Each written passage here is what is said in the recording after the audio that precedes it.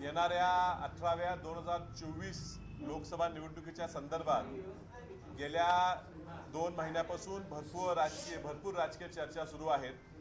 आमच्या पक्षाच्या माध्यमातून आमच्या सर्वांनी निर्णय घेतला होता की माननीय डॉक्टर आमदार विश्वजित कदम यांच्या नेतृत्वाखाली एक संघपणे आपण जिल्हा काँग्रेस आतापर्यंत गेल्या 2 वर्षाच्या काळात चालवतो आणि त्या पद्धतीनेच पुढचे सगळे वाटचाल व्हावी। त्यांच्या मार्गदर्शनाखाली लोकसभेची उमेदवारी ही काँग्रेस पक्षालाच घ्यायची हा निर्णय आम्ही सर्व नेत्यांनी कार्यकर्त्यांशी चर्चा करून जनतेशी चर्चा करून घेतला आणि त्यांना पूर्ण जबाबदारी विश्वजित कदमांना आम्ही दिली की आपण मुंबई दिल्ली या प्रत्येक स्तरापर्यंत ह्या उमेदवारीसाठी आपण प्रयत्नशील राहावं। सर्वांच्या मताची विनंतीची विचार करून विश्वजित कदमांच्या नेतृत्वाखाली एकच उमेदवार माझ्या रूपानं काँग्रेस पक्षाने शिफारस करून दिल्लीला पाठवला। सीईसीच्या कमिटीमध्ये सुद्धा विशाल पाटील हे एकच नाव करून त्या ठिकाणी निर्णय झाला। जागा वाटपाचा तिढा हा थोडा अनपेक्षितरित्या ह्या ठिकाणी मध्येच आला। आम्हाला कुणालाही ह्या पद्धतीची अपेक्षा नव्हती, मात्र हे हा जे घडले ते घडते। तरी सुद्धा कुणी का जागा मागितली कशी मागितली ह्या कुठल्याही वादात न पडता एक संयम आमच्या सर्व जिल्हा नेत्यांनी पाळला। आमदार विक्रमदादा असतील, जयश्रीताई वहिनी असतील, आमचे जिल्हा शहर अध्यक्ष पृथ्वीराज पाटील असतील, सर्व कार्यकर्ते असतील, आम्ही कुणीही मी सुद्धा कुठलंही वक्तव्य केलं नाही। मात्र गेल्या काही दिवसांपासून सांगलीविषयी प्रसार माध्यमांमधून खूप मोठी चर्चा होताना दिसून आलेली आहे। खासदार संजय राऊत साहेब यांच्याबद्दल आमच्या सगळ्यांच्याच मनात, कारण आम्ही सर्व सुद्धा भाजप विरोधी विचाराचे आहोत, काँग्रेसच्या पुरोगामी विचाराचे लोक आहोत। त्यामुळे जेव्हा संजय राऊत साहेब माध्यमांपुढे येतात आणि ते ज्यावेळी बोलतात त्यावेळी कुठेतरी आमच्यात सुद्धा भाजपच्या विरोधी बोलणारा एक चांगला माणूस आहे, त्यांच्याकडे पाहून खूप मोठी ऊर्जा येते। महाराष्ट्रात वसंतदादांच्या काळापासून मुंबईत मराठी माणसं भरपूर आहेत आणि त्या मराठी माणसांना मुंबईत आवाज नाही आणि तो आवाज निर्माण झाला पाहिजे ह्या हेतूनं वसंतदादांनी सुद्धा मुख्यमंत्री असताना मुख्यमंत्रीच्या काळाच्या आधी सुद्धा शिवसेना हीच मराठी माणसांचा आवाज होऊ शकेल हा प्रयत्न समजून त्यांनी शिवसेनेला त्या काळात त्यांचेही बाळासाहेब ठाकरेंचे साहेबांचे खूप चांगले संबंध होते, स्नेह होते आणि त्यातनं ते आवाज शिवसेनेचा तयार झाला पाहिजे या हेतूनं त्यांनी मदत केली। निश्चितच संजय राऊत साहेब हे शिवसेनेचा मराठी माणसाचा आज पुरोगामी नेतृत्वाचा आवाज आहे। मात्र हा आवाज सांगलीकरांनी त्यांना दिला, तोच आवाज सांगलीकरांच्या विरोधात येऊन सांगलीत वापरला गेला आणि त्यामुळे थोडी खंत आमच्या सगळ्यांच्या मनात त्या ठिकाणी जाणवते आणि त्यामुळे आज आम्ही या ठिकाणी बोलायला आलेलो आहे। कुठला दुसरा विषय आज चर्चेचा नाही आहे। खासदार साहेबांनी आमच्या नेते विश्वजित कदम साहेब यांचा प्रत्यक्ष अप्रत्यक्षरित्या त्यांच्याबद्दल काहीतरी बोलणी केली आणि आजपर्यंत आम्ही थांबलेलो, आजपर्यंत विश्वजित कदम जे माध्यमांपुढे बोलत होते, जी सांगलीच्या जागेबद्दल भावना मांडत होते, ती काय भावना त्यांची एकट्याची वैयक्तिक नव्हती, ती माझी, दादांची, वहिनींची, बाबांची, ती सांगली काँग्रेसच्या प्रत्येक कार्यकर्त्याची, ती सांगलीच्या प्रत्येक जनतेचा आवाज म्हणणं हे विश्वजित कदम मांडत होते। आणि अशी मागणी करत असताना त्यांच्यावर काहीतरी संशय निर्माण करून बोलणं, त्यांच्या विरोधात बोलणं हे युती धर्माला शोभेचं आहे असं मला वाटत नाही।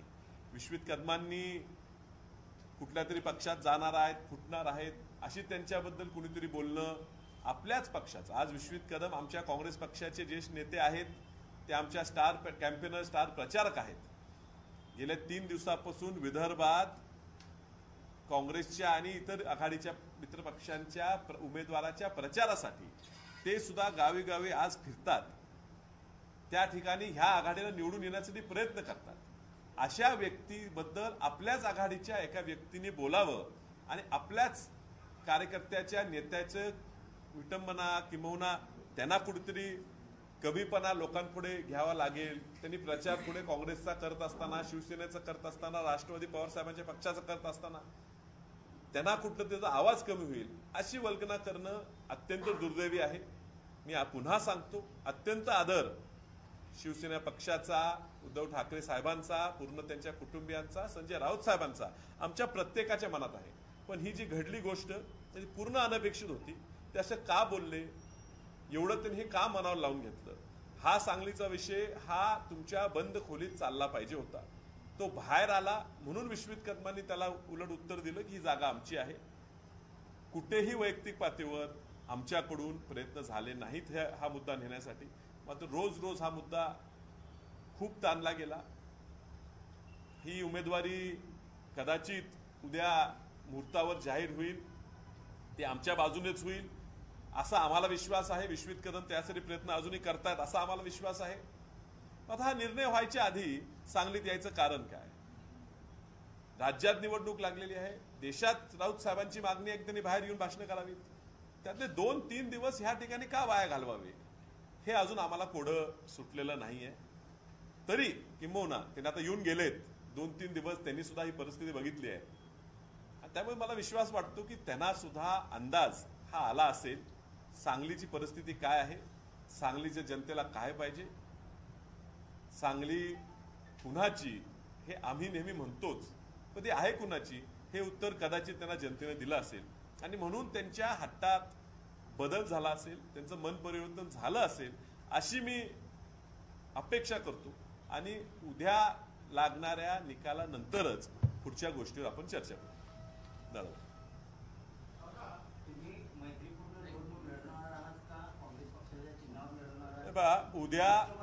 उद्या संयुक्त पत्रकार परिषद महाविकास आघाडीची होणार आहे असं आपल्या सगळ्यांकडनं मला कळतंय.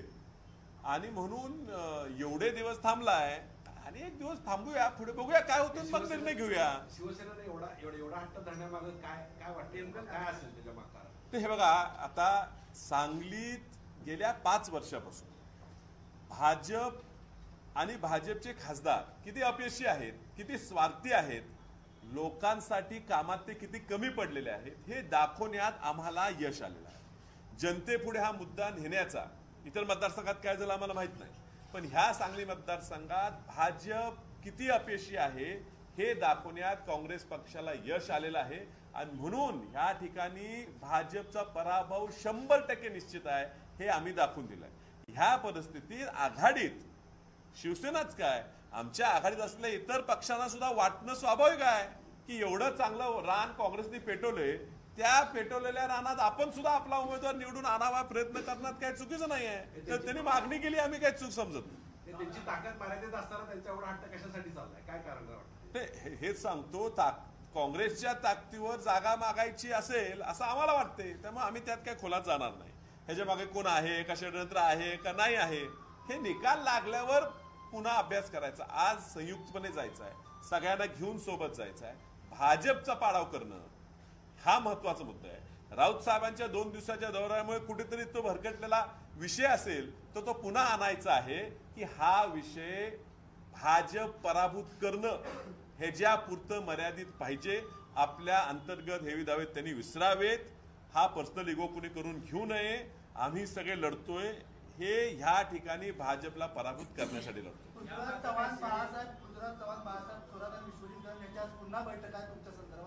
मी पुन्हा सांगतो की डॉक्टर विश्वजित कदम हे काँग्रेस पक्षासाठी शेवटपर्यंत लढतायत.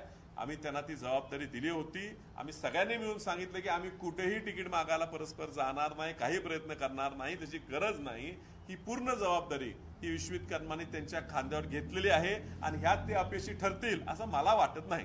आपल्याला काँग्रेसची उमेदवारी मिळाली नाही, शिवसेनेनेच तसं ठेवलं तर आपण काय साहेब कसं आहे, आपण खूप हायपोथेटिकल जर तरचे विचार करतो. आम्ही खूप पॉझिटिव्ह विचाराचे म्हणजे सकारात्मक विचाराचे लोक आहेत. आम्ही 5 वर्ष परिश्रम घेतलेत, कष्ट घेतलेत, जनतेपर्यंत पोहोचलोय आणि त्यामुळे आम्हाला विश्वास आहे उद्या चांगला दिवस आहे, उद्या गुढी उभारायची आहे, उद्या निर्णय होईल. मी पुन्हा सांगतो तो षडयंत्र आहे का नाही ह्याच्यापेक्षा पुढे निवडणूक कशी लढायची आणि ती कशी जिंकायची ह्याच्यावर आमचा भर जास्त आहे. लोकसभेची चर्चा सुरू झाल्यापासून काँग्रेसची जागा ही सांगलीची जागा काँग्रेसला मागण्यामध्ये काँग्रेस कमी पडलं का? आणि जो अशोक चव्हाणांच्यावर आरोप केला गेला की भाजप प्रवेशाअगोदरच्या काही बैठका प्राथमिक झाल्या होत्या त्यामध्ये अशोक चव्हाण यांनी हे सगळं कारण साहेब, आम्ही त्या चर्चेत नव्हतो, आम्ही त्या प्रयत्नात नव्हतो. मी आधी सांगितलं आमच्या सगळ्यांच्या वतीनं आम्ही पूर्ण पॉवर वटणी डॉक्टर विश्वजित कदमांना दिली होती. त्या ठिकाणी काय झालं, काय घडलं ह्याची आम्हाला कल्पना नसल्यामुळे त्याच्यावर बोलणं मी आज टाळीन. महाविकास आघाडी जर का दुसरा उमेदवार दिला अशोक तर त्याचा प्रचार करणार चव्हाणांच्यावर का? अशोक चव्हाण नाही, तेच म्हटलो की अशोक चव्हाण साहेब कुठल्या बैठकीत होते नव्हते, त्यांनी काय बोलले काय नाही बोलले ही कल्पना आमच्याकडे असणं शक्य नाही. कारण आम्ही विश्वजित कदमांच्या वरच सोपवलेलं, ते तिथं दिल्लीत जाऊन बोलत होते, मुंबईत बोलत होते, आम्हाला जे सोबत घेऊनही जायचे. म्हणजे आज काय चर्चा झालं हे कळण्यात माहिती आमच्याकडे पोहोचलेली नाही. त्यामुळे त्याच्यावर ज्यावेळी कळेल त्यावेळी त्याच्यावर बोलू. विश्वजित कदम यांच्याबरोबरच तुम्हीच जर त्याच वेळी जर आक्रमक झाला असता तर आज चित्र वेगळं झालं असतं. म्हणजे प्रत्येक गोष्ट असं काय सांगायची गरज नाही ना. हे बघा, एक संघ लढणं हीच आक्रमकता असते. आणि मी काय ते वेगळा प्रयत्न करायचा, पृथ्वीराज पाटलांनी वेगळाच प्रयत्न करायचा, विक्रमदादाने कुणाला वेगळीकडे जायचं, वहिनीने तिसरीकडे जायचं. ह्यापेक्षा काँग्रेस एक संघ आहे. पूर्वी काय जरी झालं असेल तर आज एक संघ लढते, हीच ताकद आहे. आणि ती जनतेत तुम्हाला जी सहानुभूती दिसते ही ह्या एकीची आहे. आणि त्यामुळे मला वाटत नाही की वेगळं काय केलं म्हणून. सर, मी मगाशी बोललो, ही खंत आहे, त्यांच्याबद्दल आम्हाला खूप मनात आदर आहे, पुढेही राहणार. त्यांची गरज आज ह्या महाविकास आघाडीला, राऊत साहेबांची गरज आहे, विश्वजित कदमांची गरज आहे, ही त्यांनी समजावी.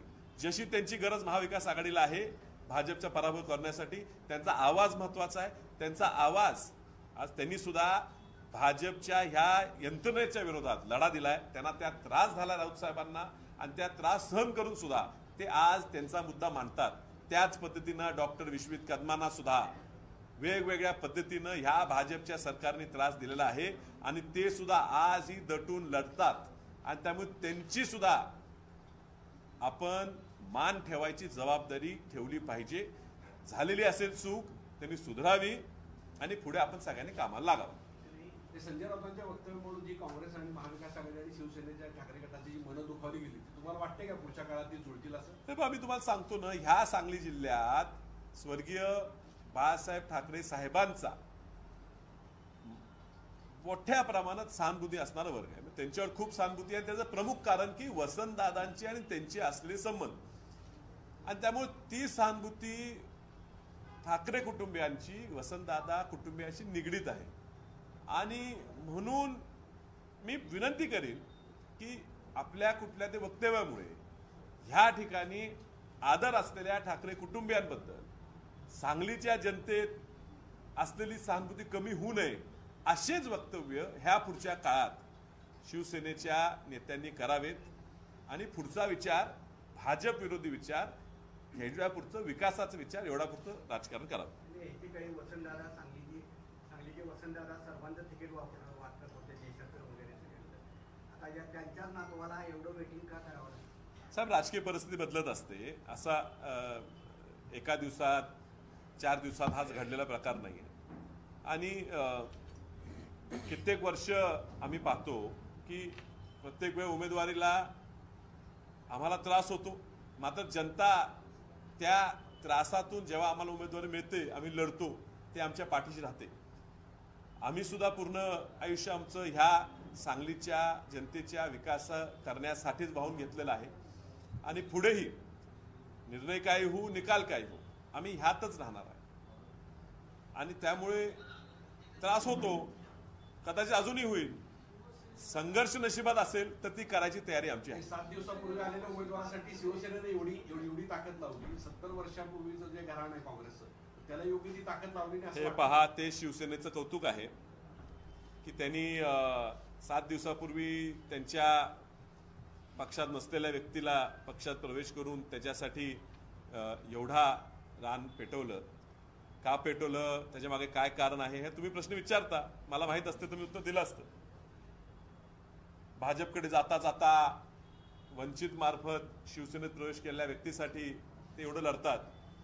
मला वाटते त्याच पद्धतीनं आत्तापर्यंत तरी वसंतदादा घरासाठी आम्ही प्रामाणिक काँग्रेस पक्षावर राहिलेलो आहे, एवढे वर्षांच्यावर राहिलेलो आणि आजही राहतो. कुठल्याही प्रलोभनांना कुठल्याही सत्तेच्या हौसापोटी आम्ही कुठे गेलेलो नाही. म्हणून आमचा काँग्रेसमध्ये अजूनही मान शिल्लक असेल असं आम्हाला वाटते. ते दिसेल एका दोन दिवसात. जागा वाटपात काँग्रेस चर्चेला होती तिथं कुठं कमी पडली असं वाटत नाही. हे पहा, निकाल लागल्यावर कमी पडलो का जास्त पडलो हे कळणार. त्यामुळे आज निकाल लागला नाही, उद्या आहे. निकाल लागल्यावर मग कमी पडलो का जादा झालो ते उद्या बोलायचं. आज बोलायचं कारण काय? एवढा संयम, कमालीचा संयम ठेवला हा. लोक चिडायला त्यांच्या साहेबांना काय करणार? तेवढी आक्रमकता होते. तुम्ही आता आश्वासित काय करणार आहे? साहेब, मी काय सांगतो माहितीये का, एक मुळात मी सांगलीचा आहे. मी सांगलीचा आहे, माझ्या कुटुंब सांगलीचं आहे, आम्ही सगळे सांगलीच आहोत. ह्या सांगलीची परंपरा वेगळी आहे. आम्ही सुसंस्कृत सांगली आहे. आपल्या सांगलीला पूर्वीपासून नेतृत्व हे संयमीच मिळालेलं आणि असंच नेतृत्व सांगलीने स्वीकारलेलं आहे. मुंबईत काय जे चालते, मुंबईत कसं बोलून चालते ते कदाचित सांगली स्वीकारत नाही, हे पूर्वी पाहिलेलं आहे. आणि त्यामुळे आम्ही सुसंस्कृत सांगलीचे असल्यामुळे आम्ही संयम पाळणं हे स्वाभाविक आहे. श्रद्धा आणि सबुरी ह्या निकषावर आमचं कामकाज चालू आहे. चांगला निर्णय होईल. विरोधी उमेदवार ही दोन पैलवानांना पराभूत करायचा मला अनुभव आहे असं म्हणत पुढे चाललंय त्याचं नाही, अभिनंदन आहे. त्यांनी मला आव्हान दिलं, ह्याबद्दलही मी लवकरच बोलणार आहे. आणि त्यांनी तसं त्यांचं म्हणणं असेल, एवढी त्यांची ताकद आहे आणि त्यांचं खूप काम जोरात आहे, तर त्यांनीही जो तो पक्षाचा कवच अंगावर घालून पुढे लढायला यायचं म्हणतात, त्यांनी तो कवच बाजूला सरकावा. मीही सरकवतो आणि खरी पैलवानकीची कुस्ती ही समोर समोर होऊ दे, ही तयारी आम्ही दाखवतो. पण ते जे करणार नाहीत, कुणाच्या तरी आड बसून कुठल्या तरी फेक अजेंडा, फसवणूक, जातीवाद, धर्मात लढाई करून, वाद करून असल्या मुद्द्यांवर निवडणूक लढवायला पुढे येत असताना त्यांनी असल्या चर्चा करू नयेत. त्यांची धाडस असेल तर बोलावं, नाहीतर तो विषय आपण बाजूला ठेवू. ठाकरेंकडे शिवसेनेकडून तुम्हाला लोकसभेबाबत प्रस्ताव आला होता का? हे पहा, मी असा कुठलाही प्रस्ताव ऐकला नाही आणि स्वीकारणार नाही. पुढे आला तरी निश्चित स्वीकारणार नाही. मी माझ्या पक्षाशी ठाम आहे आणि मी समाधानी आहे. मागच्या वेळी स्वाभिमानीची झाली ती चूकच होती. हे बघा, स्वाभिमानीला लढलो, ती चूक का बरोबर हे ठरवायचा अधिकार मला नाही आहे. मला पक्षाने आदेश दिला आणि तो मी पक्षाचा आदेश मान्य केला. मागच्या वेळी सुद्धा उमेदवारी माझी ही तत्कालीन जिल्हा अध्यक्ष मोहन शेठ कदम यांनी जाहीर केली. काँग्रेसचा उमेदवार विशाल पाटील, चिन्ह स्वाभिमानीचं बॅट, असं मला त्यावेळी उभं केलं होतं. मला पक्षाकडनं तसे निर्देश आले होते. मी ह्या वेळेला पक्षाला आधीच कळवलेलं होतं की मागच्या वेळेला झालेल्या गोष्टी चूक का बरोबर, पण ती जनतेला पचली नाही आणि त्यामुळे तशी पुन्हा प्रयत्न ह्यावेळी होऊ नयेत हे मी आधीच कळवलेलं. त्यामुळे ह्या वेळेला तो मुद्दा यायचा विषय. आणि त्यामुळेच शिवसेनेनं गडबड करून उमेदवार जाहीर केला असं सांगितलं जातंय. वास्तविक शिवसेनेला तुम्ही अपेक्षित उमेदवार होता? नाही, तशी माझ्याशी काही चर्चा झाली नाही. माझा काय राऊत साहेबांचा फोनही नाही, कधी माझं बोलणं नाही. कदाचित समोर आले तर ते मला ओळखणारी नाहीत आणि त्यामुळे अशी काय मला ऑफर त्यांच्याकडनं आलेली नाही. आणि ती शिवसेनेला जागा सुटली का नाही सुटली ह्याच्या आधीच त्यांनी उमेदवार जाहीर केला होता. आजही सुटलेलं नाही तरी ते म्हणतात उमेदवार जाहीर आहे.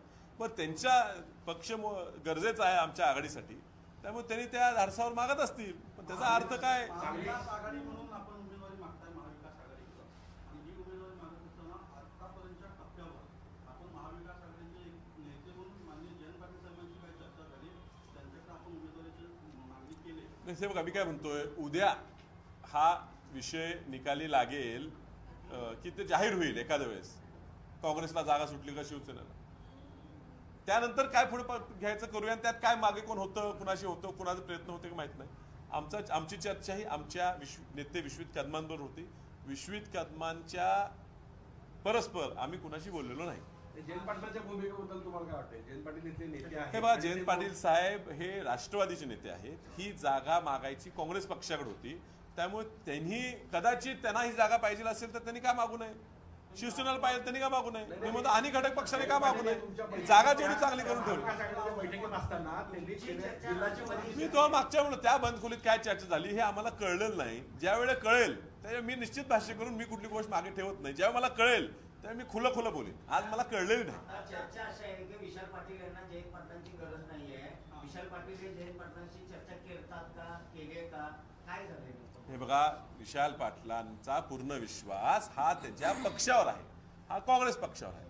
आणि ज्या वेळेला काँग्रेस पक्षात तिकीट मागतो ते आम्ही गृहीत धरतो की पुन्हा इतर आघाडीचे लोक आपल्याबरोबर आणायची जबाबदारी पक्षाची आहे. त्यामुळे मी काय कुणाची गरज आहे नाही असं म्हणणार नाही.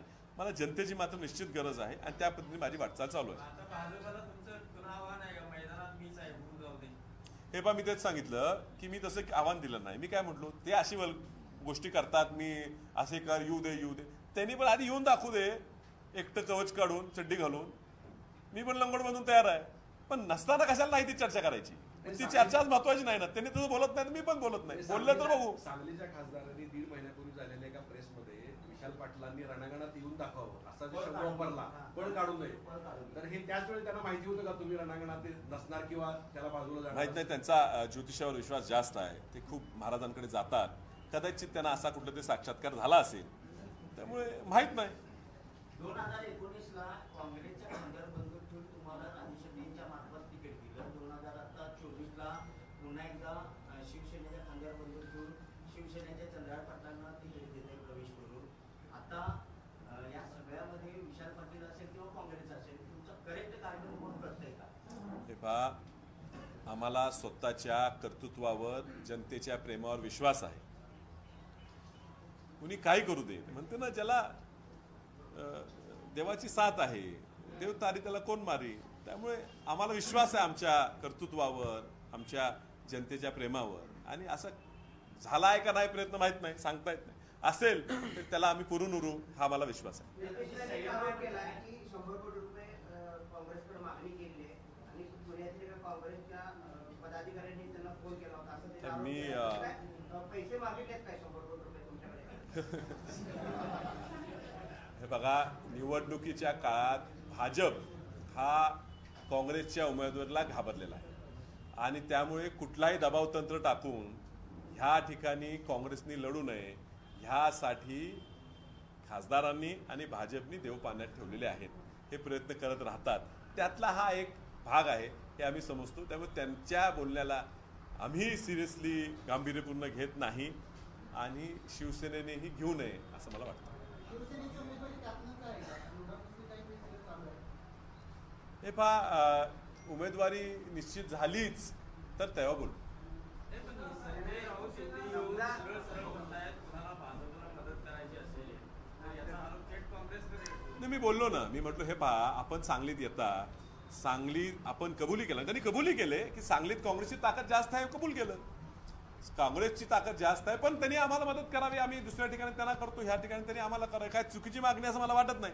त्यांचा बोलण्याचा टोन थोडा चुकला असेल, पण ते काय चुकीचं बोलतात असं नाही. पण त्यानंतर ज्या काँग्रेसच्या जीवावर ही निवडणूक लढायची आहे, त्याच काँग्रेसच्या किंवा राष्ट्रवादीच्या नेतृत्वावर आपण जेव्हा बोलतो त्यावेळेला आपल्या उमेदवाराला मदत करायला बोलतोय का भाजपला मदत करायला बोलतोय, हे त्यांनी जरा परखून व्हावं. माझा त्यांचा आरोप नाही, पण ते बोलल्यामुळे काय घडतंय ह्याचा त्यांना विचार करावा. कदाचित त्यांना जाणीव झाली असेल म्हणून कालचा त्यांचे शब्द जरा वेगळे होते. उद्या शब्द कसे असतील पाहू. मक्तेदारीचा त्यांनी विषय काढला, कुणाची तरी मक्तेदारी समजून जाईल म्हणून हे सगळं. होय, कारखानदारांची मक्तेदारी नाहीये. आणि कुठल्या घराण्याची मक्तेदारी नाहीये. नाही, मग तो विषय तेच म्हणलो, तो त्या विषयावर पुन्हा बोलू. अजून निर्णय झाला नसल्यामुळे त्याच्यावर बोलणं उचित नाही. राज्यसभेवर तुम्हाला पाठवायला तयार विक्रम दादा आता बोलते, तुमच्याकडे जे प्रस्ताव आहे, उद्या बोलू.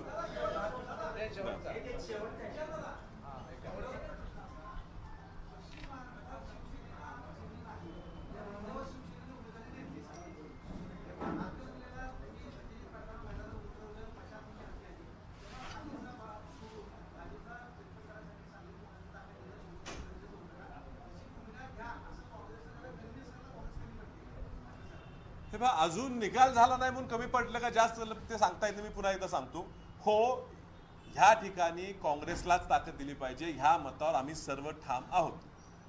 आणि विश्वित कर्मांनी त्यासाठी चांगले प्रयत्न केलेले हे लोकांनी बघितलेले आहेत. ते प्रेस पुढे येत होते, त्या कारणासाठीच येत होते की दाखवण्यासाठी.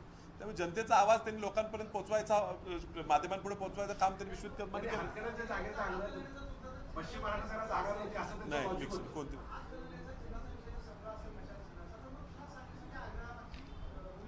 मी ती कळलेली नाही आम्हाला. ती कळेल तर मी तेच म्हटलो, जेव्हा मला कळेल की ह्याच्या मागे नेमका आग्रह काय होता त्यावेळी मी तो लपून ठेवणार नाही, मी तो खुला बोलणार. तो अजून मला पूर्णपणे कळलेला नाही की वाद हा फक्त पश्चिम महाराष्ट्रात आम्हाला जागा पाहिजे, पश्चिम महाराष्ट्र म्हणजे सांगली, सातारा, कोल्हापूर, सोलापूर ह्या परिसरातच जागा पाहिजे होती, हा होता का कोल्हापूरच्या बदल्यात आम्हाला एक कुठली जागा पाहिजेच, हवीच तर होता, पण हवेच होती तर ती सांगलीच का निवडली? सातारा का मागितलं नाही? सातारा पुरुषोत्तम जाधव त्यांचे उमेदवार एवढ्या वर्षी लढत होते, त्यांच्या उमेदवारी होता, तीच का मागितलं नाही? सोलापूर का मागितलं नाही? सोलापूर काँग्रेसकडे होती, सोलापूर ही पडली होती. महाराष्ट्रात सांगली हा असा मतदारसंघ आहे जो 16 वेळा काँग्रेस जिंकलेली आहे. हा महाराष्ट्रातल्या सगळ्यात सक्सेसफुल काँग्रेसची सीट आहे. 16 वेळा ही आणि नंदुरबार ह्या दोनच जागा अशा आहेत ज्या 16 वेळा, 17 लोकसभा झालेत, निवडणुका ज्यादा झाल्या असतील, पण 16 वेळा जिंकलेली सांगलीची सीट आहे. भारतात सुद्धा अशा 2-4 जागा निघतील ज्या 16 वेळा काँग्रेसची जिंकलेल्या आहेत. ही जागा त्यांनी का मागावी? त्यांनी सोलापूर मागावी. गेले 7 टर्मपैकी 5 वेळा ती सीट पडली होती, सोलापूर का मागितलं नाही? पुन्हा 5 वेळा पडली होती, पुन्हा का मागितलं नाही? सातारा का मागितलं नाही? त्यांचं संघटन तर जास्त आहे, का मागितलं नाही? हा उत्तर मला कळलं असतं तर मी आज बोललो असतो. शंका येते मात्र उत्तर नाही. बनखोलीतला शिवसेनेचा अनुभव वाईट आहे, बनखोलीच्या चर्चेचा, त्यामुळे सांगलीची जागा पुढेकरांनी मागितली असं त्याच्यावर बोलता येत नाही, कल्पना नाही. सांगलीची जागा मागण्यामागं कोण? सर ती कोणती कधी झाली? उमेदवारी अर्ज एबी फॉर्म भरायच्या शेवटच्या दिवशी झाली, त्यामुळे अजून आता झालेलं नाही आणि आज चर्चा करण्यात काय? आमची कोणती होईल असं तुम्ही काय इच्छा करताय? कदाचित होणार नाही. उद्या गुढी उभी होणार आहे, नवीन वर्ष आहे, नवीन वर्षात नवीन घडामोडी करतील. बऱ्याच दिवसात तुम्ही सापडलाय, शिवसेना यावेळी बराच काही बोलून गेलेली आहे. अख्खा जिल्ह्यातले काही नेते, अगदी पत्रकार. मला ही भरपूर बोलायची इच्छा आहे, मात्र आज मुद्दा खूप महत्वाचा आहे.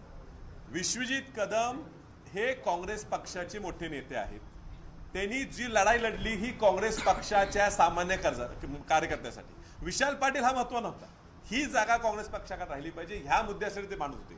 उमेदवार कोण आहे का विशाल पाटलाचा जन्मसिद्ध अधिकार आहे हेच लढलं पाहिजे असं काय नाही. ही काँग्रेसचा अधिकार आहे, हा काँग्रेस लढलं पाहिजे. आता योगायोगाने ह्या ठिकाणी काँग्रेसने मला नेमणूक दिलं म्हणून मी म्हणत नाही की मला अधिकार आहे, माझा आजोबा वडील, मी जराही म्हणत नाही. मी 20 वर्ष ही उमेदवारी मागतो, मला मिळत नाही, मग तरी मी लढतच राहिलेलो आहे आणि माझी कायम लढाई तयारी आहे. पण विश्वजित कदम लढत असताना त्यांनी घेतलेल्या एखाद्या मुद्द्यावर स्टँड घेतला, त्यांनी त्याच्या विरोधात शिवसेनेनी त्यांच्यावर वैयक्तिक टीका करावी ही लोकाला रुचलेली नाही. मुळात ही जागाच शिवसेने मागितली रुचलेली नाहीये. त्याला विरोध करणाऱ्या माणसाला तुम्ही बोलता हे रुचलेलं नाहीये. पण राऊत साहेबांचा आदर आम्हाला ठेवायचा आहे, कारण राऊत साहेबच ह्या ठिकाणी उद्धवजी बरोबर ह्या महाराष्ट्रात आवाज उठवणार आहेत आणि त्यांचा मान ठेवून त्यांना विनंती की हा मुद्दा हा तुम्ही खूप वैयक्तिक घेतलेला आहे, हा जरा वैयक्तिक न घेता हा मोठा विचार करून काँग्रेस, शिवसेना, राष्ट्रवादी, महाविकास आघाडी, भाजपला पाडणे एवढा पुरतं मर्यादा ठेवा. महिन्याभरात हा विषय संपणार नाही, 22 तासात हा विषय संपेल असं वाटतं का? कधीतरी डेडलाईन असते, कदाचित संपणार नाही, कदाचित 19 पर्यंत चालू राहील. आज आपल्याला सांगता येत नाही. उद्या उमेदवारीची खात्री असल्यामुळे आजची पत्रकार बैठक आहे. हेच बघा, मला उमेदवारीची खात्री 4 महिन्यापासून 6 महिन्यापासून आहे. पण हे बघा, शेवटी माणसाची तयारी असली पाहिजे. निकाल कसाही जाऊ शकतो, त्यामुळे ज्याच्या होईल ते बघू. निकाल लागल्यावर पुढचे विचार.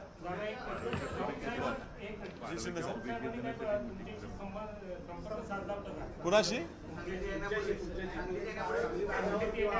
सांगली दिलेली नाही, त्यामुळे देण्यापूर्वी कुणी संपर्क साधला होता?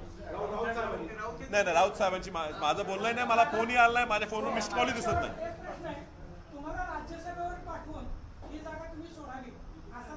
माझ्याकडे तसा प्रस्ताव आला नाही, त्यामुळे मला न आलेल्या प्रस्तावावर मी बोलू शकत. चला बरं.